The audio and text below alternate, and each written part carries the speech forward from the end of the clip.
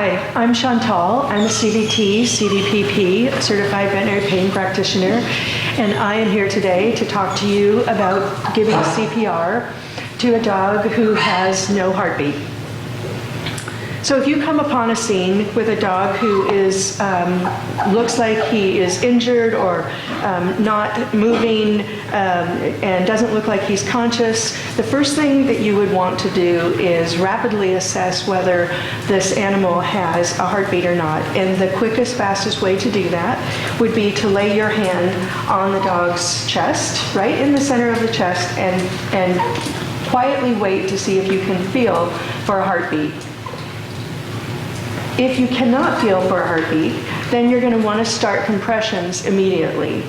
And the way to properly position your hands to give compressions for CPR, cardiopulmonary resuscitation, is to place the ball of your hand over the widest part of the chest.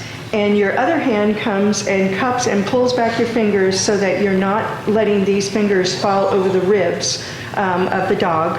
And so you're using the ball of your hand. You want to keep your arms straight, and you want to find the location of your chest by looking to see what's the widest part of the chest. You just place your hands over that spot and then start. You want to give 100 compressions a minute, which is the same tempo as Staying Alive from Saturday Night Fever, or you can use the Emperor's March from Star Wars. And it would look like this.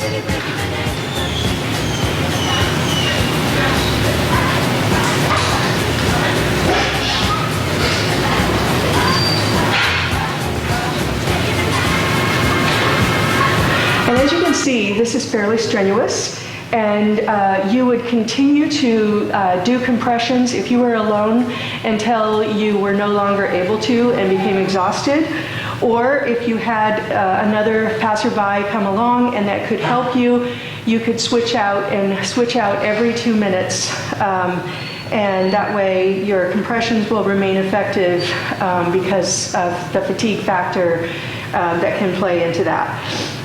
If you also have a passerby come by, they can give a breath to the dog. And so the best way to give a breath is to keep the dog's head in a neutral position, and you want to pull out their tongue. Be careful. There's always a chance that you could get bit. So you want to pull the tongue out so that their tongue is protruding from the mouth a little bit. Close the mouth together, and then you want to give a breath with your mouth covering the nose and the mouth. The person giving compressions is continuing to give compressions right through the breath. You don't pause and you don't stop. You want to give a breath once every 30 compressions or so. And that's how you do CPR. Hi, I'm Chantal. I'm a CVT, CVPP, and this is Dolores. And she is a CVT and the lead veterinary technician at PCC's Veterinary Technology Program. And our helper today is Nala. And we are going to demonstrate how to bandage a wound on the foot for those of you who like to hike and are out about in the wilderness with your dogs, and you were to have an injury happen to your dog's paw. This is how you can appropriately bandage a wound. So the first thing you want to do is you want to be able to apply pressure to the wound. And sometimes, based on what you have, it might be a towel, it might be a coat, a sweater, a sock, a t-shirt, whatever that may be. And you would simply, we'll just say that this is a t-shirt, you would place that right over the foot, and you could just apply pressure. And then if, depending on what you have at your house or with you, you would want to wrap something around that. A lot of people have duct tape with them or have duct tape at home. And you would simply just wrap some duct tape around it, and then you would want to transport the animal to the veterinary hospital or the emergency hospital. The key is that you want to continue to assess for continued bleeding, and if you do see leak through your bandage, you don't want to lift up on your bandage and peek at it. You want to just add more bandage on top and wrap, so that you're not continuing to try to pull off the scab that's trying to form. So we are going to assume that we have a few more resources here, and I'm going to show you how to do a 3-layer bandage wrap for a foot. So it really helps to have a helper, and you don't really have to worry about getting it clean or anything, because this foot is going to be treated at a veterinary hospital. And so what we're going to do is we want to just get this bleeding stopped. And so if you have a non-stick Telfa pad, this is a great thing to have. You can put that right over the pad on the foot. And we are going to make our bandage with our toes just barely sticking out. And so we're going to leave these 2 toes out, and we are going to make our bandage go all the way up to the elbow, so that we make sure that our bandage stays on and doesn't fall off before we get to the hospital. So the next thing that we're going to use is going to be cast padding, and this is a nice absorbent gauze. And so when you put your gauze on, you want to make sure that your roll is going this way and not this way. And the reason is that as you're wrapping around something, if your gauze is this way, it will get tighter and tighter and can cut off circulation. So you always want to have your roll rolling out away from your bandage.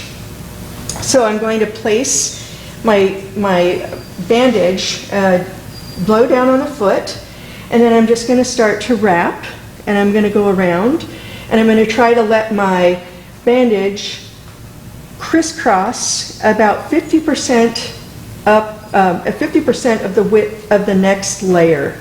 So as I go up, I'm covering about 50% of the layer that I just put on. And I'm going to go all the way up. And for this one, I am just going to come up and over the elbow because I want this to stay on.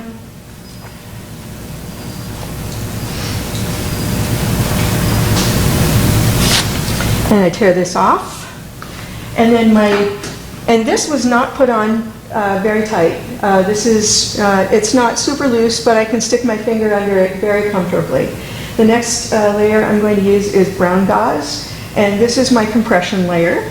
And so I'm going to start with my roll going the same way, going out. And I'm going to go around the foot, and I'm going to cover 50%. And this layer is just a little snugger. This is where our compression comes in to help keep that foot from bleeding.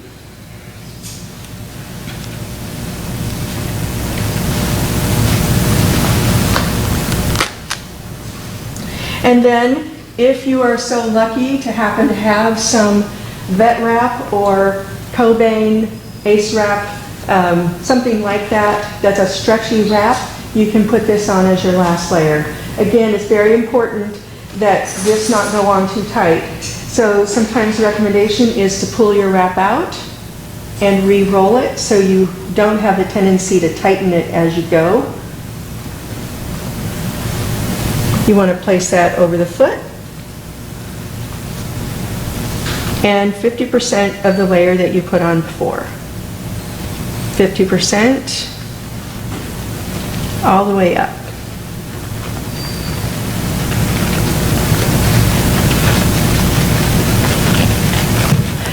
And at this point,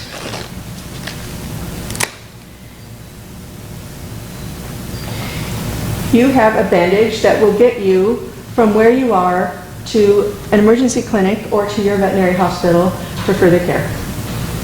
Hi, I'm Chris, a CVT, and this is Nala, and we're going to show you how to get a dog's heart rate. So I'm going to have her just lean back just slightly, and what I'm going to show you is right where this front arm, that elbow meets the chest, that's where we're going to put our hands. So I'm going to put my thumb right here, my hand underneath her, and just give a light pressure, and I can actually feel her heart rate right now. So we're going to count for about 15 seconds, and then multiply that by 4, otherwise we're going to count for 60 seconds. That'll give us our heart rate. And we're going to look for something right around about 80 to about 150. Anything higher than that, we're a little concerned about some pain or discomfort, and definitely be something worth getting your dog to the vet for.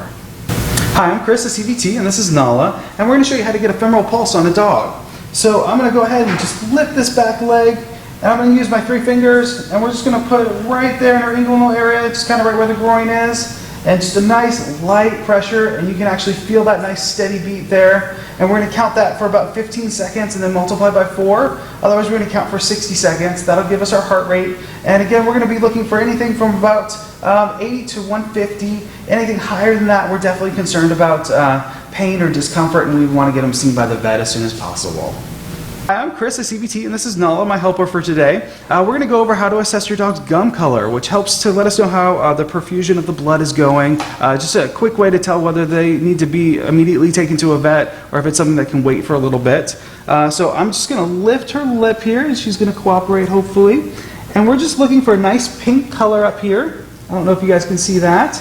And then I'm going to push down firmly, but not too hard. And then I'm going to watch for that color to return. It should return in about 2 seconds. That's her capillary refill time. And then anything over 2 seconds is definitely kind of concerning. And then any color other than pink, we want them to be nice and pink and really moist to the touch. If they're kind of tacky or sticky, or if they're any other color, white or really dark red, those are all things that we would want to have your dog seen by a vet immediately. Hi, my name is Chantal. I'm a CVT, CVPP, and I am going to show you how to do CPR on a cat.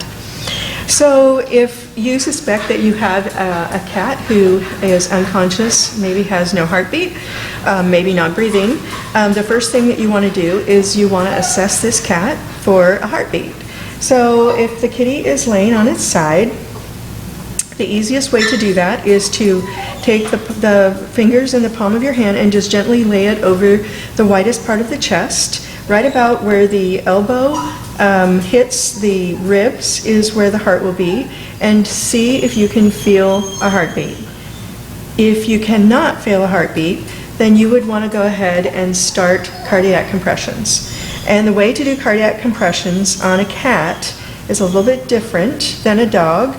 And that would be, is that you can, if it's a particularly small cat and you can get your hand all the way around the kitty's chest, you're going to use your fingers and you're going to use your thumb, and you're going to place your hand under the kitty's chest on the downside, and you're going to place your thumb right over the heart on the chest, and then you are going to do compressions. And you are going to compress at about 100 times a minute, and you're going to squeeze the chest gently with your fingers like so.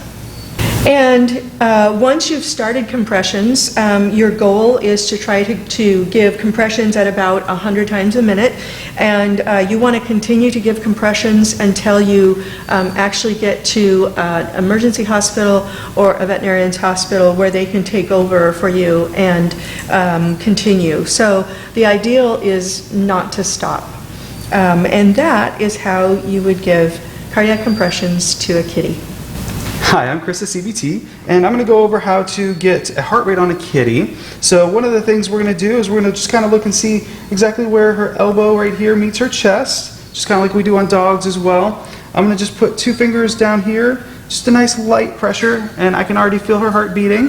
And we're going to go ahead and we're going to count for 15 seconds and then multiply by 4, or count for 60 seconds. That'll get us our heart rate. And what we're looking for is something between about 140 and 200. Anything under that, and we're a little concerned. We're more worried about low heart rates in cats than we are high heart rates. And it's just definitely something to watch out for. Hi, I'm Chris, the CVT, and I'm going to go over how to assess your cat's gum color. So you can use either your finger or a pen. Me, I'm going to go ahead and use my finger. So we're just going to lift the lip right here. and we're going to kind of look in. We're trying to look for a nice pink color. She has a little bit more pigment than some cats do. That's totally fine if they're a little darker than they should be, or at least what do you think they would be. But we're looking for a pink color or a light pink color. Not quite the same as dogs, but definitely not wanting them to be white or super, super dark red. So if your cat's gum color is anything other